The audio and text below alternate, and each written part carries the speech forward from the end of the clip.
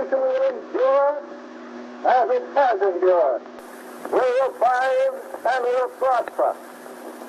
So first of all, let me assert my firm belief that the only thing we have to fear is fear itself.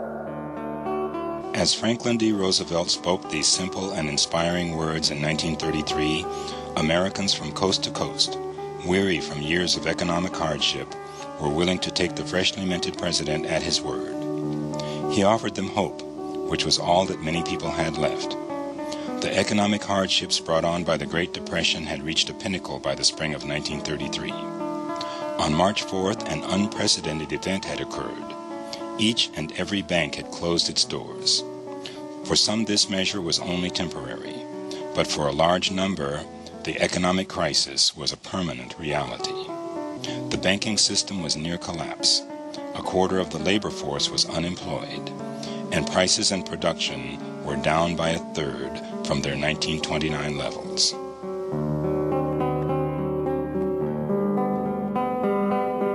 During his first inaugural speech, President Roosevelt looked over the tense crowd in front of the Capitol, anxiously gathered before him, and with unquestionable conviction stated, "This nation asks for action, and action now."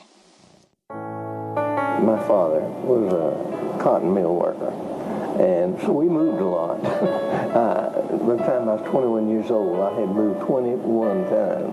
But we didn't have a big house back then, and you didn't have carpet or anything like that. You had linoleum floor, wooden floors with linoleum rugs down on top of it to keep the air out, because some of the places we lived, you could see the ground through the floor. We ran a country grocery store. We ran a grist mill and a cotton gin. In the South, cotton was the king, and you couldn't get anything for the cotton. And then the government came along and had us take and cut out cotton production.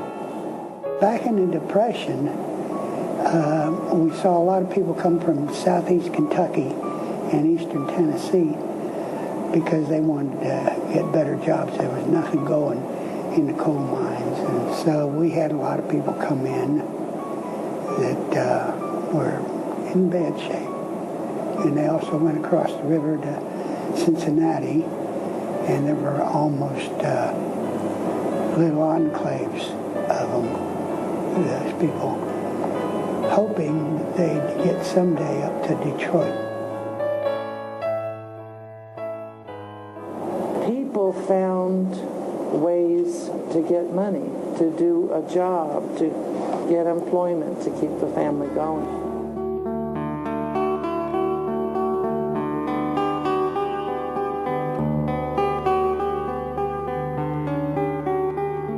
In the first 100 days of the new administration, 15 measures flowed from the White House to Congress. 15 new laws assured absolute government action to employ the jobless, to improve the Tennessee Valley, to support crop prices, to prevent home foreclosures, to ensure bank deposits, and to stabilize the economy. Franklin D. Roosevelt called these programs a New Deal for the nation. My mother got a job with the WPA, one of the New Deal agencies. She worked in the public library, and I think she really enjoyed that job. She talked about it a lot, and it's the only job that she ever had in her entire life. Later on, after she married, she did not work outside the home, but she talked a lot. When she would take us to the library as small children, she would tell us about her experiences working for the WPA in the public library. During the Depression, many people from Oklahoma and other states affected by the Dust Bowl moved to San Joaquin Valley looking for work. Some families were lucky and were able to get good jobs in Tehachapi, working in the cement plant and the women's state prison. My parents bought a house on the edge of town, and we had no gas or sewer line. I can still remember when the gas line was laid through the alley, the workers wrapping a material that looked like saran wrap around the pipes. The house next door was rented mostly by families from Oklahoma. One family built a small square shack behind the house using rolls of roofing material to cover the outside walls, and migrant families would live in the shack for a while before moving somewhere else looking for work. Our house was close to the railroad tracks, and I remember men knocking on our back door asking for water and something to eat. My mom would make them a bologna sandwich and white bread. Back then, these men were not called homeless people, but were called hobos or tramps that rode the trains. A lot of people remember what things cost, but they don't remember what they made, and that makes a whole lot of difference. You know, you could buy a Coke for a nickel or a hamburger for a nickel, but the trouble was you didn't have a nickel to buy them with mostly, and just things like that. So, you know, your memory clouds things a little bit, and you tend to remember the good things. My husband, when he was a small boy, he was brought up in Walker County, Alabama. It is a coal mining district, and he was paid 10 cents a shot to go into the coal mines and to light the fuse on the blasting powder and then run like blazes to get out before the thing exploded. And men wouldn't do it, grown men wouldn't do it, because they couldn't move fast enough. So they hired him because he was small and wiry, and he would get out of there before it blew up. Well, when his father found out about it, he whooped the tar out of him.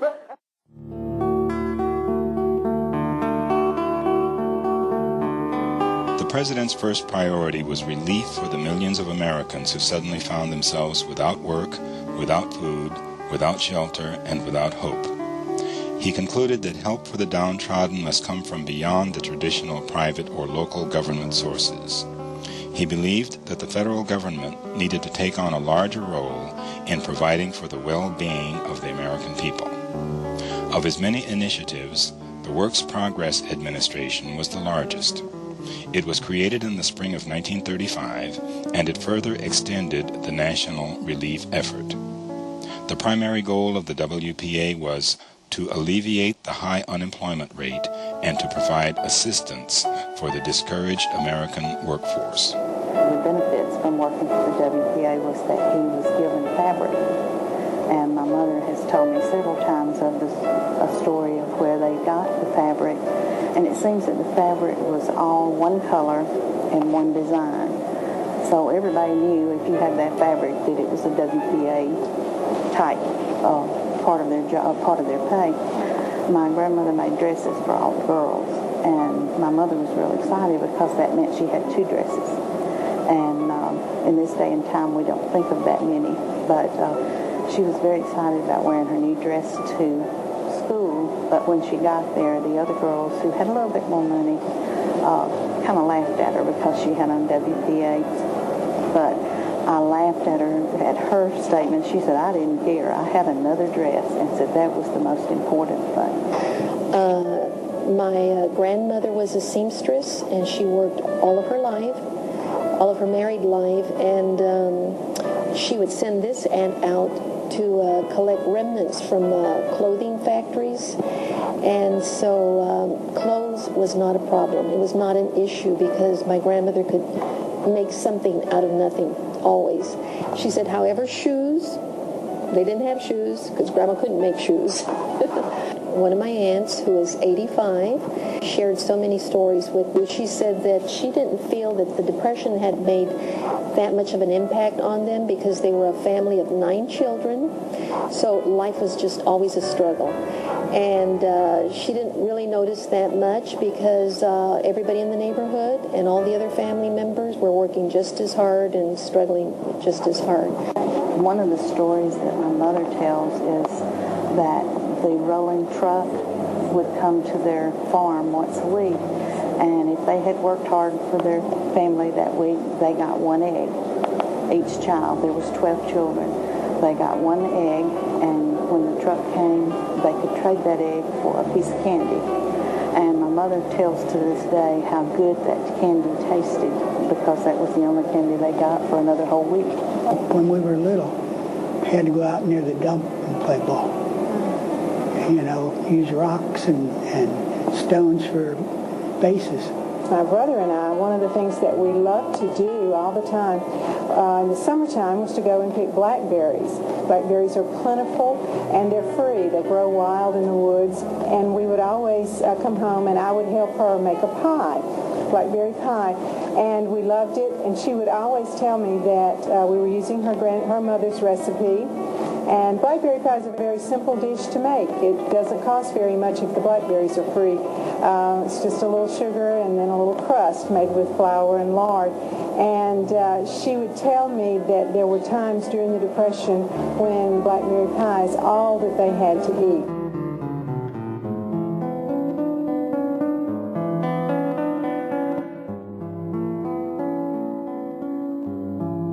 We were raised in the Sunset District of San Francisco. My dad had an office job, and like so many people in the prosperous 1920s, he was doing well. Then the Great Depression hit. My dad lost his job in 1930.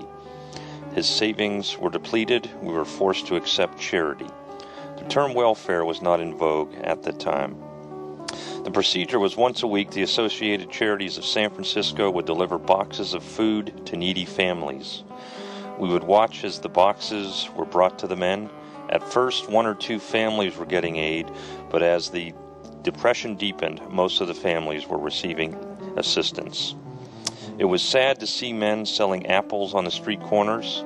Their clothes were old and shabby and usually consisted of a pair of old pants with a suit coat, trying to stay warm on a typical foggy day. We lost our house, a cottage at 1933 8th Avenue, which still stands and is presently occupied. Edward McSweeney, June 1994. My grandfather used to talk a whole lot about the Depression, and he often stated that during the Depression that money was real tight. And I remember a story he told me about his oldest son. He said, if you do it right, living on the farm, you could always eat. And he said he didn't have to stand in the soup line, anything like that, because he was able to raise his own food. And also, he had plenty of cows and chickens and hogs for food. So he wasn't hungry, but some of the other things like clothing, his family didn't have many clothes or anything like that. They didn't have much money to buy them. And he stated that his son was barefooted and he wanted him to go to school, and he didn't have shoes. And he found a nickel, and with that nickel he went and bought his son a pair of shoes. My grandmother, she stated that she was mad at President Hoover at the time, and she felt at that particular time that the work she had to do wasn't much better than the work that her grandparents had to do, and you know, they were slaves, and she said that wasn't much better than slave labor. My maternal grandmother was born in Maine in 1920. In the summer of 1929, when she was 9 years old, her parents decided to move to Michigan because some other family members had found work there. They had a substantial amount of money in the bank when the stock market crashed in October of 1929. The banks closed and they had no access to their funds. Over time, they both lost their jobs. They struggled for a couple of years in Michigan. In fact, they lived near a state prison, and my great-uncle told me that he remembered people talking about breaking into the prison because the prisoners were able to get a lot of fresh foods from the gardens that they grew. After struggling for a couple of years in Michigan, my great-grandparents received a letter from a relative in Maine who said that he could provide a job for my great-grandfather in the logging industry. The relative who offered this job wrote to the state officials on behalf of my great-grandfather, and the state agreed to provide him with $25 and a Model T Ford to travel back to Maine with. It was a journey of mishaps. The Model T Ford that they were given had no fuel pump like modern cars. The gas was gravity-fed into the engine, so that the car had to go up steep hills in reverse. And in fact, the car was so slow at times that the family would just get out and walk beside it. But they eventually made it back to the Maine woods, where my great-grandfather worked as a logger for a while near the town of Andover. I know that during that time, loggers who worked hard could make about $1 a day cutting cordwood. They used bucksaws and axes and hauled the trees out of the woods using horses. And if they were lucky, they could cut 4 to 6 cord of wood a day.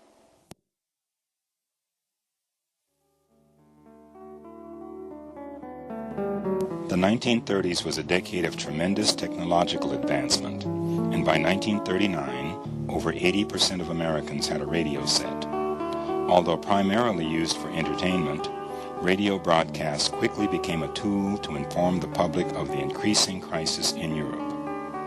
Roosevelt steered a steady course and kept the American audience informed about his plans and progress through a series of radio addresses which came to be called fireside chats. These broadcasts were centered on specific topics and issues and were delivered in a warm and simple language that made people feel they were partners in the efforts the president was putting forth. When Franklin Roosevelt, poised and self-assured, addressed his audience as "my friends," most Americans believed they were exactly that.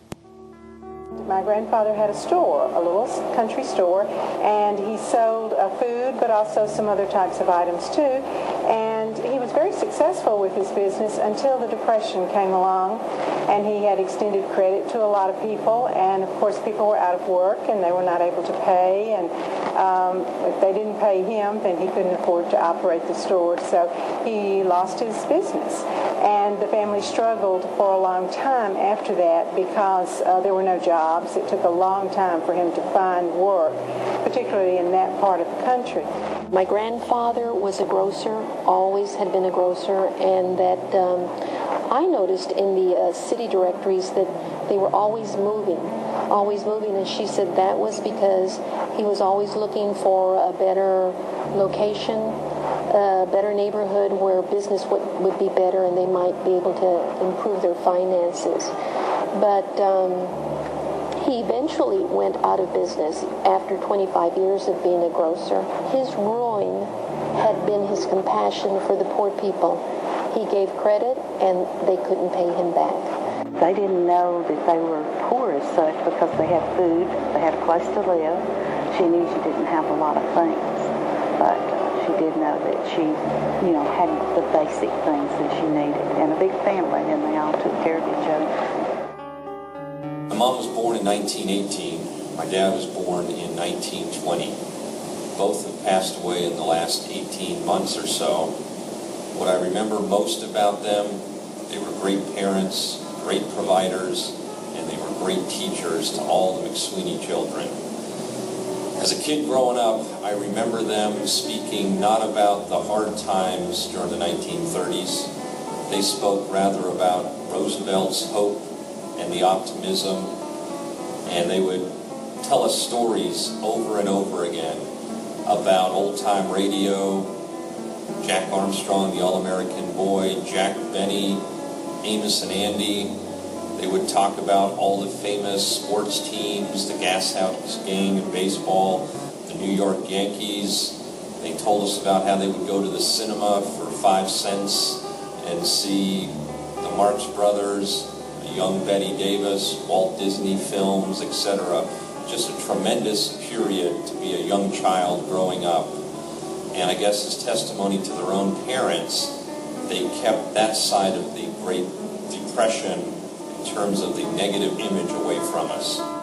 We were aware to a degree, but most of our friends were in the same boat we were. So we didn't know much about the discrepancy. We'd see the big houses, the people had big homes and things like that, but we never came in contact with them much or talked to them much, so we just knew they had a lot more than we had, but there was no hope out there. We never really desired to be rich because we knew it was hopeless.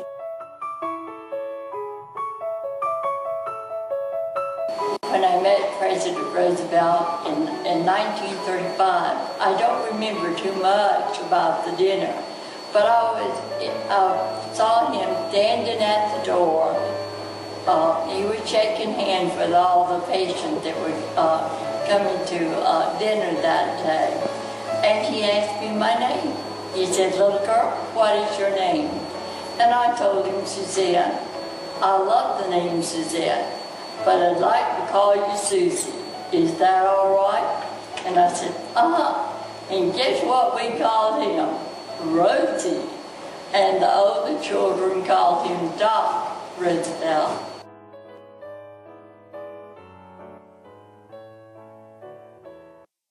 We have a late bulletin. Here is a flash. President Roosevelt passed away this afternoon at Warm Springs, Georgia. This afternoon at his little white pine cottage atop the Pine death of Mountain. Franklin D. Roosevelt in his 63rd year at his home in Warm Springs, Georgia, which was affectionately called the Little White House. They said it beyond a doubt it was cerebral hemorrhage. The grieved Allied world is pouring out its sympathy. The president's death came without warning. He had been in Warm 4:35 p.m. Eastern Wartime, the president died without pain. And at 5:45 p.m. Eastern Wartime in Washington, former Press Secretary Stephen Hurley announced the earth-shaking news.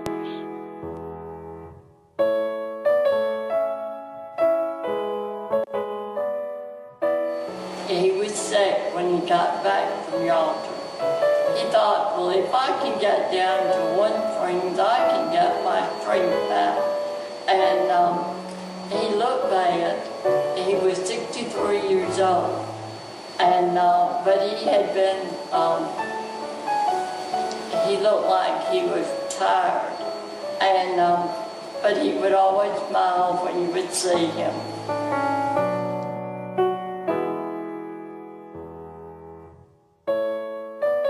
When the news came on April 12, 1945, that President Roosevelt had died, all Americans felt the severity of this loss.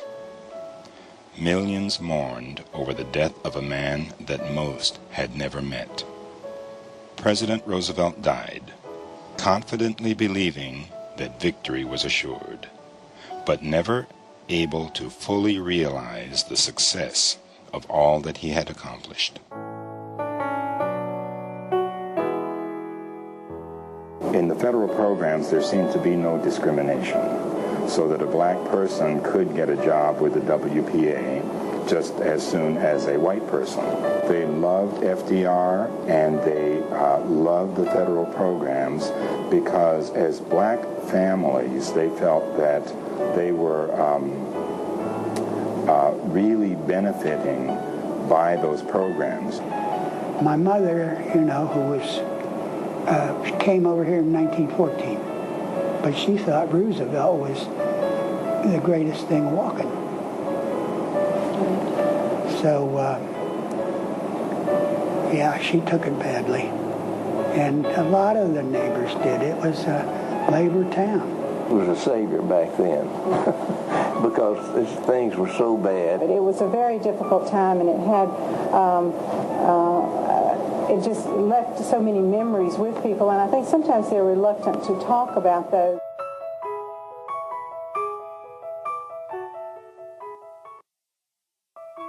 During the 1930s and early 1940s, the Farm Security Administration, a federal agency created to ease the plight of the farmer, employed a remarkable group of photographers, Dorothea Lange, Gordon Parks, and many others, to document the lives and struggles of Americans enduring the Great Depression. Their work included some of the most powerful images of the nation to emerge from those difficult years. Many of these photographs have reached iconic status in American culture. For those born after the 1930s, the Great Depression is something that can only be visualized through photography and personal oral histories. These photographs, on exhibit at the National Archives Southeast region, inspire family historians to examine their past and reflect on their family's life during one of the most difficult times in American history. Through the public programs of the National Archives Southeast region, these histories will be remembered and preserved for future generations. Through our holdings, students, educators, family historians, and the general public have the opportunity to rub elbows with presidents, war heroes, civil rights leaders, and the greatest scientific minds that the world has ever known. The National Archives in Atlanta, Georgia is home to thousands of original records documenting the settlement and development of the Southeast. These documents tell intriguing stories of the people who once inhabited this land and the history of this unique area. We invite you to visit us in Georgia and discover your history. Visit us at www.archives.gov/southeast.